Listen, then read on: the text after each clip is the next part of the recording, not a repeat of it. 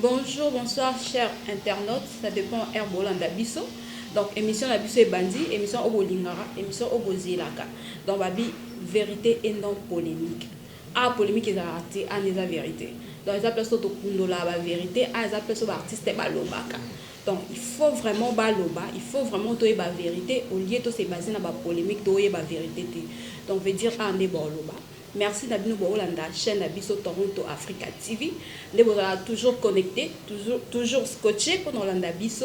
Donc merci Nabino Nyonso, merci Nabel Dimba, parce que ça, Nabiko Zolanda Toronto Africa TV. Avant de découvrir, invité au Tozan à Bango, les lots na plateau na Bisso, il y a vérité et non polémique. Tout un élément, moi encore après Tozonga, comme ça, vous découvrir Nabisso et Longo. Donc on se voit juste après.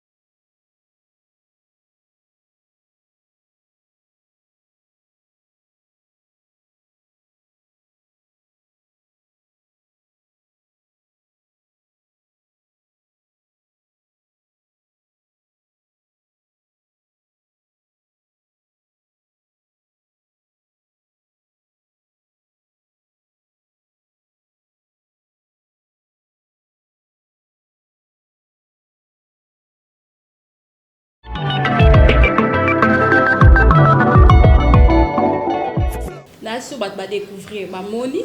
Il s'agit de qui sur plateau Otoyambi Lelo, donc Bazande Berkas Palace. Babi Dio Oyo, Bolingaka, Oboyebi, Obotalaka. Donc malgré Bazar rare, le nom de photo Yeba. Pourquoi Bazar rare? Le nom de photos découvrir, secret à rareté na Bango. Donc bonjour Berkas, bonjour Palace. Bonjour Elias Star. Le lobo est na plateau Elias Star. Aucun moins. Obligé, il fallait la tous les cas. Donc Palace, to bandi na yo. Ouais. Banani na yeba. Pourquoi Bazar rare na média bon na la télé na écran to éviter qu'est-ce qui se passe pour ça la émission T et pourtant bat balingara bino et pourtant bat balangara bino qu'est-ce qui se passe? Déjà, je dis un grand merci à Batutu Bolanda Bisso. Ouais. Batutu Bolanda Bisso, l'internet tout en tout cas vraiment. Basala Bissika vous allez de Berkas Palace. Na répondre aux questions vite fait. Au moni arrêter mon sous boeza. Et ça va makambango pele qui n'a des mouchou toujours l'ingélaté quoi. Et qui pendant des mouchou toujours l'ingélaté, tu vois. Tout ça qu'on se battre d'abord biso moronan pour que batba yeba. Et ça pena ba ki biso nan. bato baota biso pena po na bandenge to lingela te bozwa mutu boye mais au final omoni ki azo kokisa makambo na ye penza te donc force eza non plus Berkas Palace ki biso bararité wana nde omoni sala donc boza par exemple na idée que clip bo ando sala makambo 3 mois mais beaucoup dans 3 mois nous sommes pour makambo et ko intercaler makambo ça tient tu vois un peu donc ba soutien pénal en cas c'est ça te bolo Berkas, si je comprends bien ba clip Nabino, ba présence Nabino na ba émission et ça ben faut perso. Bah jusque là ils a quand même pas là ça lobby hein. Donc tozo bunda vraiment que le peu qu'on a. Et puis quand nous les nakine ils a match quoi donc on se bat pendant on était toza nango pour passer la émission. Vraiment il faut signaler aux gens que Sylvie, c'est le tout premier single au Botoza depuis un moment signé dans MM League chez messieurs Méjean Foumonzé. Ah bon? Donc, il y a un tourné un ce clip, mais il s'est fait que moi, au retard, il y a promotion des tours de la Salama par rapport il y a coronavirus et tout, et bien chaque clip va m'arranger Penza. Et en haut, on a plus mis le clip sur le net, et puis passage d'habitude dans la TV, ça va être un peu rare et tout. Mais je crois que si on est on va se lancer quoi. Donc je crois mais tu n'es pas sûr. Palace. Ouais. La canisse qui rareté na bino c'est dû parce que vous avez cher or que ça pour na ba moyen. Mais Berkas ça autre c'est biso que vous signé na MM League. Ouais c'est ça. Alors comme ça les dernières promotion et ça la maté tout en a qui sont il faut personne qui sont MM League na habité promotion les dernières et ça la moto et ça la maté. Non, déjà on est Sylvie ça mon bosso pour te signer na MM League chez Méjean Foumonzé. Et puis, tu as vu surtout mon qui m'a ramené toujours les canangos, m'a ramené coronavirus. Donc, tu vois un peu. Et les gars, à Stopati, un peu de promo, juste tous les cabatos, et là, m'a ramené les calika. Et puis, tu as solo pour démarrer promo. Mais, bah, Kalapé, bon, on a vu ça, mais Méjean Foumonzé. Parce que Méjean Foumonzé, il faut signaler, il est costaud. Tonton, moi, il est costaud. Bah ouais, donc pour il est costaud par rapport à dire d'Abino et non par rapport à non pour qu'il ait travaillé il a travaillé avec les Bogards Cappuccino, il a travaillé avec des pas mal d'autres artistes pour travailler donc qu'est-ce qu'il fera de Berkas Palace. Mais bateau bino boteng ba kombo na promotion ça la télé malgré confinement tout le monde ba clip na bango ezoleka et empêcher quitter ba clip eleka bo ya bino ba fini bino ndeni pour poser ba jeune talent to comment. Non c'est pas ça déjà moni marambo namtana ndenge na ye o asa na bango wana c'est eux maintenant ils a Berkas Palace donc tu dis qu'avec les temps mon amaya osola na ye avec les temps. Mais promotion parce que Sylvie est déjà. Sylvie n'a eu comme on a mon je crois RTNC hein. Ça fait longtemps. Dans mon Sylvie, dans mon sous Sylvie, à Rosola quand. Bon moi dès qu'il faut changer de manager. Non. Pour la vérité, des messieurs de vérité non polémique. Non, pour la vérité. Changer, tu vois, Monique changer c'est trop dire. Parce que tu as un Kaweb. Kaweb aussi, il n'y a pas à costaud dans l'ingé naïe, mais on a n'ingé ton lingela. Et Simba Gité, le Tokate est très à l'aise. Ça en vieux d'un PC beauté jusqu'au Tazali Kaweb TV. Donc Tokate est très à l'aise quoi. Très à l'aise. Maintenant là, tout ça dans MM League. Bon, ça pour ça, il n'a pas boire bagarre au Tokate pour mon cas. Non, et l'autre côté, Zanini. Et ça qui est naïe, tu as un monde à l'Ibo. Son moni Sylvie Zanzim le Gito. Bah c'était tellement, ils Zanzim bien et puis bah Kalaté à tout là. Donc Kalaté. Là, c'est déjà on a TV, les caméras. Et puis on a changé le langage. On a changé le langage, c'était pas besoin de la vérité. Soit on dit promotion salami comme il faut. On peut mettre ma beau proposer la vérité émission. On va promotion ça parce que promotion tout le monde a été. Il faut tout le bateau tout ça vrai. Promo déjà dans le cadre de promo, il y a tout ça dans le plateau, il y a un béni parce que tu as suivi Sylvie un jour quelque part. Non, on a béni dans le cadre de rareté Nabino. Vous êtes trop rare. Mais bon ça la musique est bien. Voilà quoi bon manager té. On a quand ça qui il faut perso. Il y en a tout une question. Ah bon manager. C'est comme si on s'en est l'autre. Question déjà qui no mode na qui na mi qui les gens font mot azali. Ah pena ba qui na la partenariat représentant pena ma kasi azate. Voilà la émission on est là bisomoko donc c'est un peu le réseau ça là moi handicap. Il faut dire parce que l'émission ça vérité polémique voilà. Donc ça vraiment il faut perso. Tout ça bisomoko nous cherchons des émissions bisomoko tozo hein donc c'est un peu voilà tout bagarre. La montée de ça là moi frère na maramususu. Donc il fallait bisoto ça qui artiste. mais genre fumuze peut-être ozali artiste no bango yo fula bango basala makambo parce que nga na yebi bango ba mbaka bien basala makambo bien ba kokolo ba vérité te peut-être ba flatter to ba banga émission la biso da vérité et non polémique donc to sa vérité to ba ka vérité to sa polémique te donc ça la promotion na yo na batu na yo pe sala bango bien omoni na makambo pe patience c'est ça la bien hein makambo so pe bo me mango chaud trop mabe to yebi batu bakina ba chaud ba rata peut-être objectif likolo ya batu bazoloba batu balingi donc biso to ça calme très à l'aise à peine 5 mois avec mes gens fumous et donc il a tout son temps avec nous biso to pesi confiance sur ya sala ki biso ya mo biso to zongi c'est là et donc on s'était pas vu pour valider nous les na biso. Donc quand il est venu à qui on s'est vu, on a parlé, c'était parti comme ça. Donc Anzima biso avant que tu aies qui. Bah oui, hein. La CPL n'a pas réponse na bino donc la comprendre que bon on a nos patients, bon on a nos précédé donc il y a ça la bon donc ça déjà vérité autrement dans la plateau na biso parce que biso a pour la vérité. Bon ndimi que promotion ezalo mais besoin a nos pe mbangte, bon on a nos patients, to emi que a fou la bino. Donc to emi ba artiste et ça moi bientôt au cabino boemba pour te confirmer pour te le ba trop studio bonisa ba voix to ebi dans ba clip pe ko ça biso donc faut yo cabino comme ça te confirmer que ba ton to comme ça ba mbara bien ba ça la musala bien ba ngoyo donc boye pour ça makam bon vu que ça promotion à Sylvie et ça va Sylvie c'est devenu plus quoi tu m'as juré que c'était pour la vie. Tu m'as promis que c'était pour la vie. Bien, les temps passent, l'argent François. Et l'on dit nous motambo kangina miso. Je suis posé, Sylvie dosé. Zalayo potolo bela ya biso. Metala fitola koi mayanga. Zunguluke po boinga nelanga. Sans rancune banzazi bazayele. Zwanga bien na pesa motemo fele. Topo la bamboula, mais tu le sais. Bamba bamba, tu poses la bien. Tu veux me laisser pour pas commenter. Laisse parler ton cœur maintenant pour cater. Sylvie, wow, wow, wow. Mon bébé, Sylvie m'a tué. Oh. Mon corps, mon cœur, mon âge, au final elle est partie. Je serai ta reine, tu seras mon roi. Nous deux c'est pour la vie, c'est qu'elle m'ait chanté. C'est sous les draps d'un autre qu'elle enterre toutes ses promesses. L'élo, je suis tout seul dans mon petit coin. Nazolé la Sylvia Yokanga. Azala qui c'est awa, Sylvia Keinae. C'est juste ça, c'est juste ça. Donc, on fait juste la promo. Il y a Sylvie, on a Mikolo, tout ça. On a un lobby, promo, on a Kalaté. On a la TV, on a partout. Et puis déjà, pour signaler, on a un biso. Ils ont disponible sur la plateforme, tout il y a téléchargement. On a Berkas Palace 2.0, on a plein tout. Ils ont donc Spotify, Deezer, iTunes, Google Play, on a tout. On a Berkas Palace. Quand on est Sylvie, ils ont inspiré. Et ça, c'est mon nom. Pour voir deux personnes, tu es pété. C'est mon nani, orchestre, tu es baraté, orchestre, tu es nani, Dion, on a la bande maramba, tu es baraté, tu as deux personnes, tu as bien plus le pisque. Après, tu as carreau, moi, on a pas panzana. En fait, Sylvie, c'est moi, Berkas Palace. Ah, Nandeli.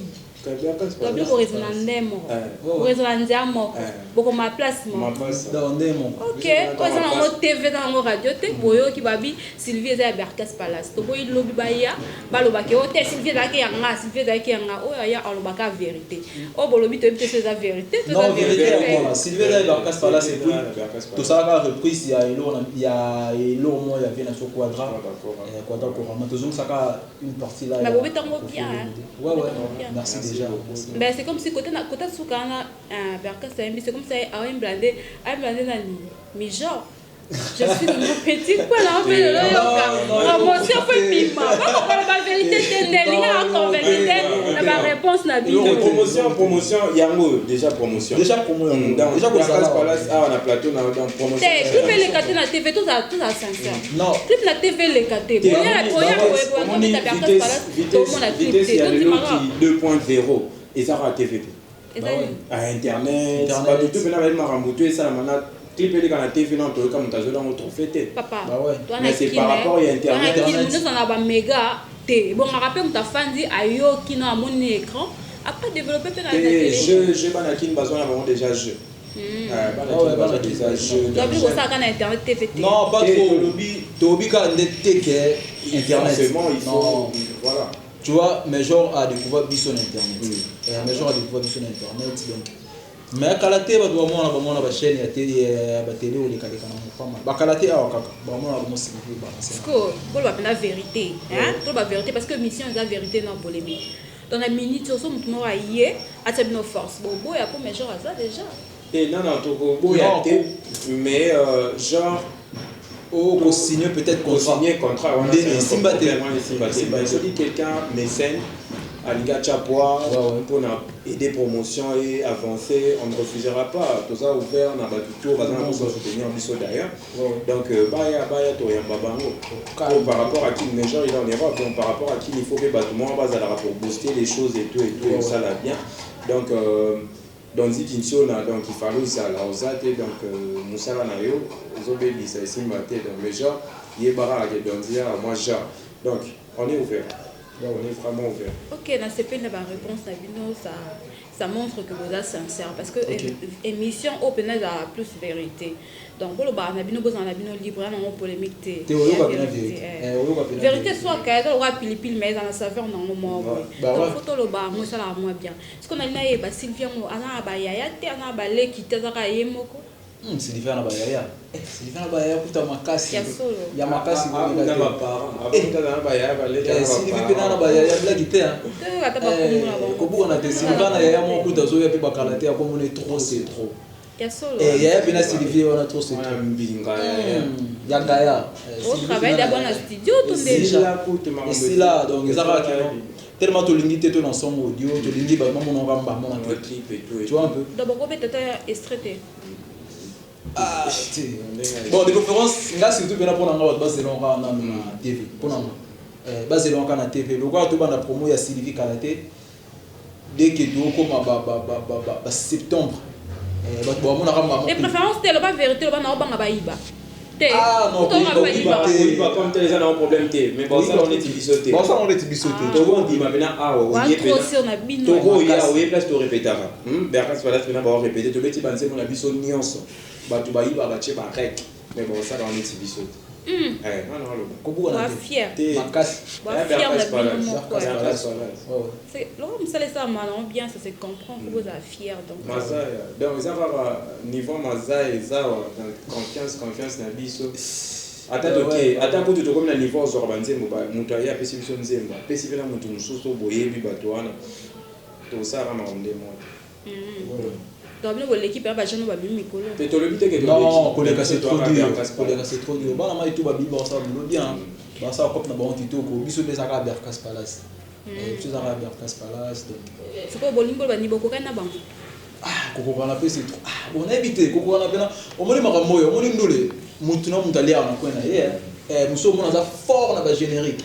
Donc au bout on a été il est coiné pénatika liaka wana mais là qui au rappé à na ministre bando zaka fantika wana na kitu ba bimilo pena rappeur mo bope pembe na ba bibo bete loko te tu vois nga ça là déjà monsieur Jean de Bani mamba ba rapport tout ça là ba mamba na trop quoi nga ça là ba freestyle de la rue hein et tout temps de bandi pena zaka bon goûter pena muninga no rappeur bo ba freestyle bandi donc na ça là mo trop il y a trop. Même au gros amontagnes, on a un rappeur. Ok, bon, tiens, instrumentalement, tu évites de ballon. Tellement l'école va vérité. Au bêta au leka. Et tu es dans les cas. Bon, on a ce que ça m'a dit. Non, non, bon, j'ai jamais pour un maintenant. On va ça, boulot bien. Pour éviter, c'est au bêta. La vérité, le bas, vous sur les lots qu'on a. Non, mais non, comme dans le douté, on est pas bêté. Si des soins pénèzes à ma casque, on a des si on pénèzes à lui. Pour l'instant, on a encore pour bien. Et puis, on a bien mon biaka quoi. Donc a Berkas azo yemba yozo répéter. Donc to éviter na kaza na dio na bino. Ah rappeur ou azo yemba chanteur za bongo. Biso bena dio za bongo. Mais Berkas il y a des fois par là c'est pas yemba. Des fois on a des choses qu'on a ça marqué pour on a rappé. Au coca. C'est dans ça dans la poche. Ça va bien. Oh ça va kitoko. Rappeur a bien il y a Congo. Ah ça va bien ça. Rappeur bien Congo. Ouais. Ah, bien beaucoup de polémique, mais il y a vérité, c'est la vérité polémique. Il y a solo. Rappeur a bien. Dans la Congo des aïeux. Rappeur a bien Congo. Pas là c'est solo. Oh, bon, est-ce que ma salanga de Aka ça repose sur la vérité. la vérité. Parce que mon tu prestas ma place un peu moins trop. Tu vois un peu. Tu prestas un jour moi, je me souviens, dans la cadette, il y a un PC pour tenir l'église, l'église loco Congo Discover. Un PC pour ça ici d'Azali. Na showcase on est à la café, il va ramener le public, il va PC au pour billet tout et tout, mais nous on n'a rien pris, tous les billets, on est venu comme ça.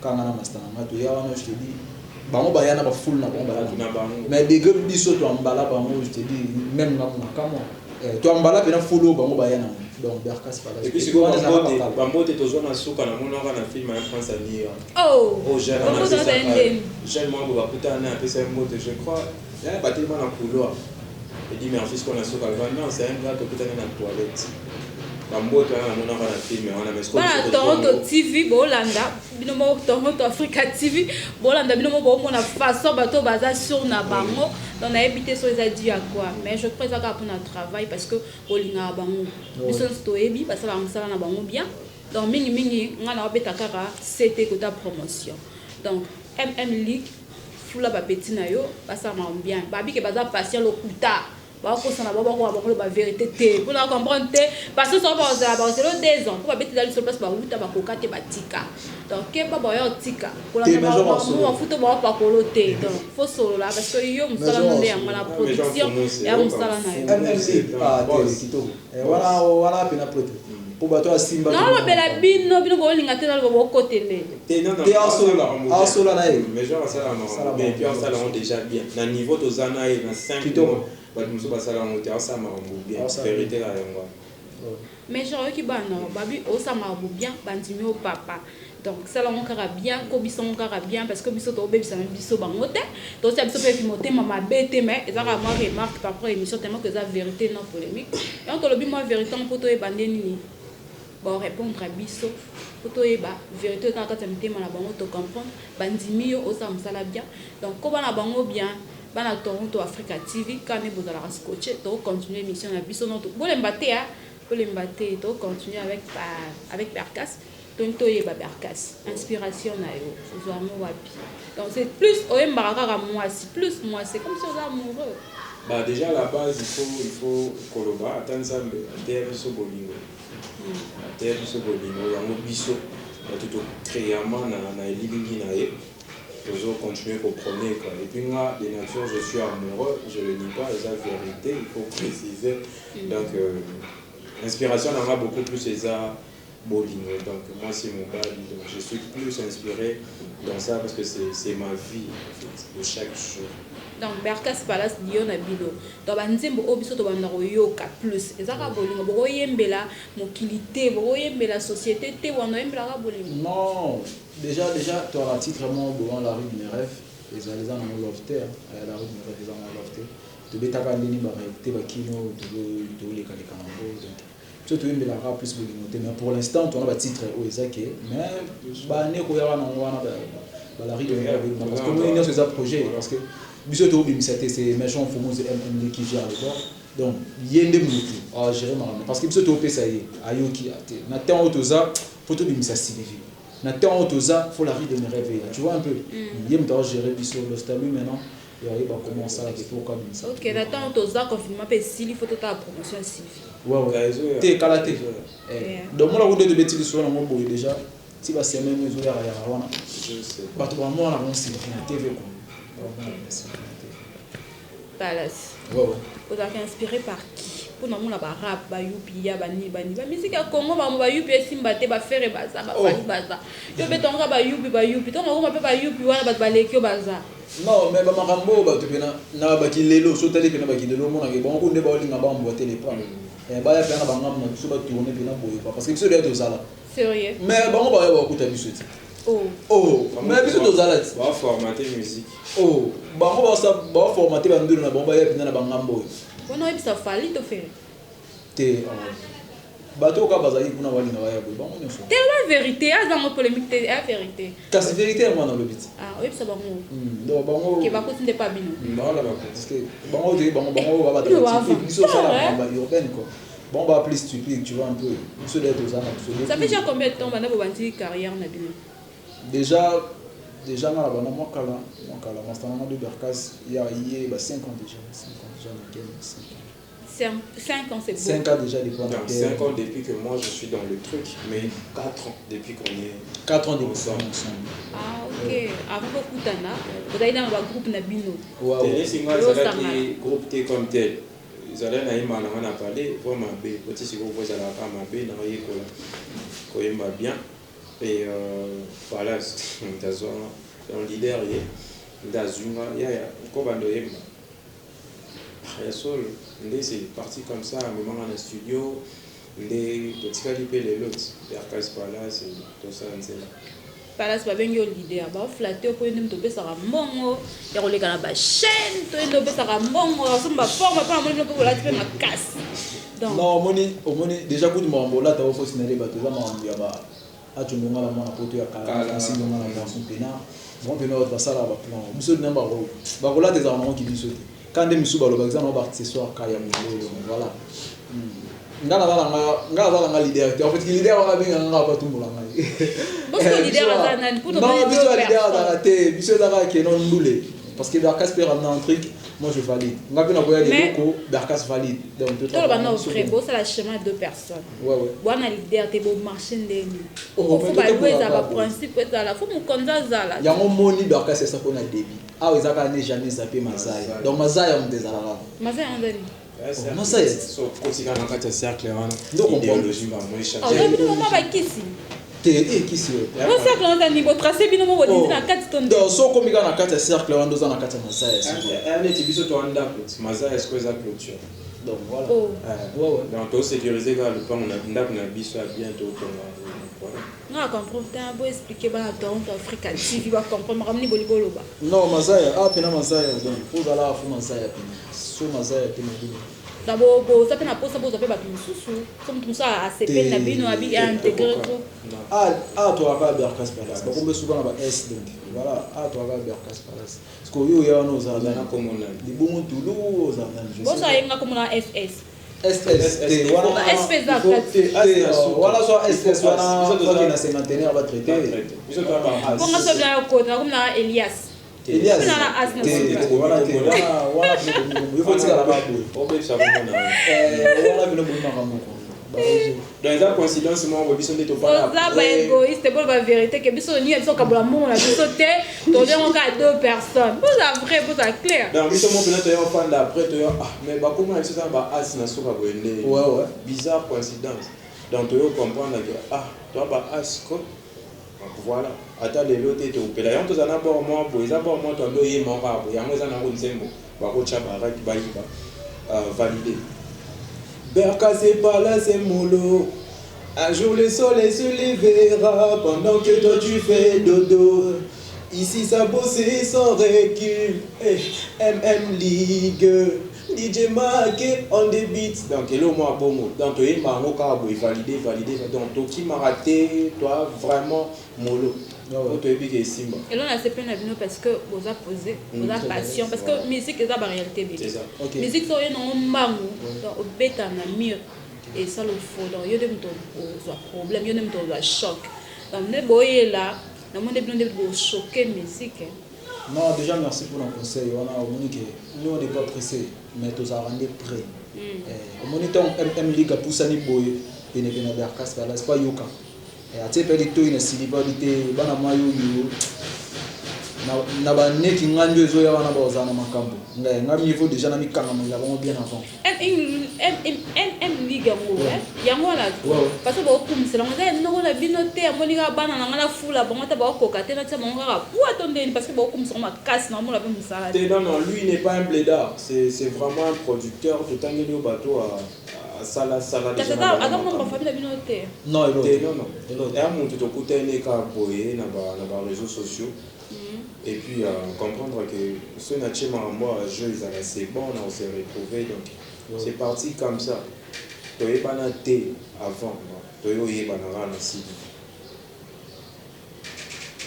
Est-ce que vous comptez ça album, single et ça non, pour l'instant on a joué dans le single. Pour l'instant on a joué dans le single. Quand tu le dis, Sylvie des abos promo na moi banda kalaté et puis après Sylvie toi on a trop c'est trop. Après trop c'est trop, toi on est là au moins sur Zoyawana. Yanga moko. Yanga moko. Le bâti travaille nos modèles.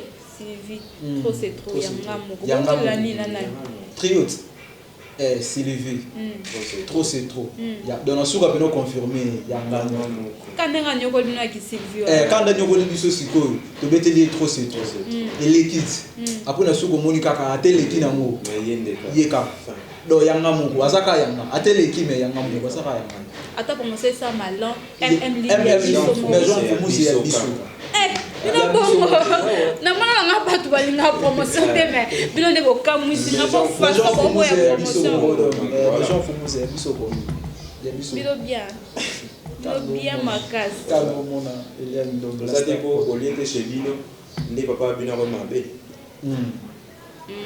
ça na bon moto ça va que peut-être papa lingi d'amener réellement consistant ou peut-être qu'on fait dans les 2-3 jours. C'est ça.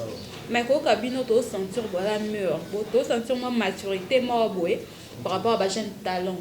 Donc bon ba ya ba vitesse moi boy, ba na ba presser moi boy, ba ya na ba nzembo moi boy. Mais quand on ba saleté na quantité dans lobby bo boiter les pâtés. Non, on est côté na mapena biso. Quand on est ici, on est à Mazai zala. Blague te donc au bout on a été Mazai à peine zali. Biso pena ko boiter ça moi passe. Ko boiter pena c'est trop dur. To boiter pena te. To za pena ka boy. To lenda pour te bi nino makambo to luka. Puis to ba ni to sala. Ko boiter ça moi passe. Pour to après to ba do ça ndule to ba do ta la bi ba vite. Et puis biso to ndo juger ba mon père, elle va parler boy, juger ba ndenge. Ah, je content le ba il faut que parce que biso mo le do to na truc. Tu vois, on est dans le truc ba nini. C'est que to luka te to tomber na ba ra mchu ba fait ba sala. Et puis dans tout ça, base ça, ma famille. Déjà, ceux qui basent ma famille, si on a bien éduqué, on a bien éduqué. C'est ça. Et ça, musique, aux ça, la thé, pour le vivre. La plupart des gens aujourd'hui, on traite de musiciens, de voyous, et tout. Donc, ceux qui ont mal éduqué depuis chez Bino, on a mal éduqué. Donc, musique est comme ça mal éduqué. Donc, Sarah Malou, Orlando Bisso, depuis Kinshasa, à Otala. Donc, à poser la question, moi, il y a un vous se retrouvez dans la musique. Il y a la musique, la musique, vous passez à la télé, vous chantez.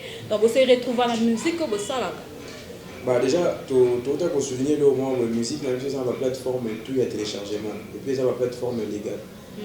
Donc, par rapport à les canaux, moi et puis tout bata la rabiso batu basepela on a vu sauter des fois moi on dit que tourne à l'agence c'est ça la mara par rapport à ma code ba jolie serverie italienne ba craquer en bas 4 nationalités donc bah ça la rageux hein ba gentil mbenga ba ebi kande ba ça la rapport ba na mai ba bazala bien quoi donc na sens wana achundonga la mona poto akala mon basket papa bange belé dans ton place donc ça la bien il faut ça bien marqué donc babi artiste na Congo avec na libanga dans la ceinture donc comme on a place ma banga te mais moi la moya bité tu vas lancer car pour bato ba ceinture que bon on est bon ça ma camp donc ça la ka bon na tika bon ça ba ki banga te donc Beverly Binga moi na Luanda solo donc je te salue place Oza siko na question mo reuti Afrique du Sud Nadia Kasteka atuni alobi ana posa yeba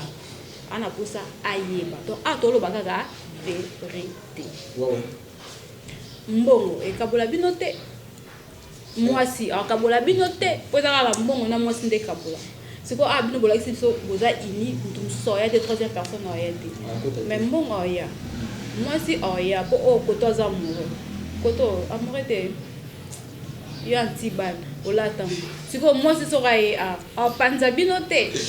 Non, déjà moi c'est soit au Panzate. Moi c'est que n'andé moi au Panza. Bon. OK, moi peut au Panza. Au Panza. Oh, beau c'est dini, au Panza c'est 5000. Ah leader ozoate. Leader le te nga sombe bla ngai. Ngamna sala ki boye na simbongo langa abimate. Ah moi les ça. Moi yeto Panza. Maza déjà le bas. Maza le bas. 50-50. Donc 50-50. Moi la moya que zo mbongo. Na police te oyebite les ana kutu te to beta o rappeler ma kutu le moment to beta nze moment pour na mère mort na chipa Charlie Moussamba ma chérie je fais là mon amai na iba be kutu te maman na mon gars décembre Charlie Moussamba résumé le kutu des feuilles pené ou ta Chypre et pendant normalement na moi j'ai zabo identité pour toujours la balle et ça là que on est dans mon kit boso ekiti ebeli boso ye ya oh mais na biso so e limite bal to panza so e limite bal to panza biso ka to panza.